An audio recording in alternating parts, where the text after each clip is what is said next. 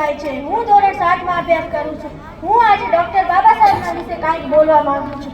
મધ્યપ્રદેશ રાજ્યનું એક નાનકડું ગામ, તે ગામનું નામ મહુ। આ મહુ ગામમાં આપણા બંધારણના ઘડવૈયા ડોક્ટર ભીમરાવ આંબેડકરનો 14 એપ્રિલ 1891ના રોજ જન્મ થયો હતો। તેમના પિતાનું નામ રામજી સકપાલ અને માતાનું નામ ભીમાબાઈ હતું। રામજી સકપાલ લશ્કરી શાળાના શિક્ષક હતા। ભીમરાવ 14 ભાઈ બહેન હતા, પણ તેમાંથી તે સૌથી નાના હતા। જ્યારે તે 6 વર્ષના થયા ત્યારે તેમની માતા ભીમાબાઈ મૃત્યુ પામ્યા।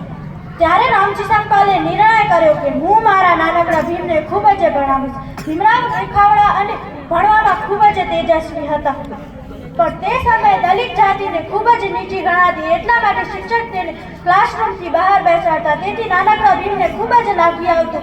તેમણે મનોમન નક્કી કર્યું કે હું મોટો થઈને આ ભેદભાવને મિટાવીને જ રહીશ। તેમણે કોલંબિયા યુનિવર્સિટીમાંથી PhDની પદવી મેળવી હતી। પ્રથમ ગોળમેજી પરિષદમાં તેમણે ભારતના અછૂતો પ્રશ્નોની ઊંડાણપૂર્વક રજૂઆત કરી।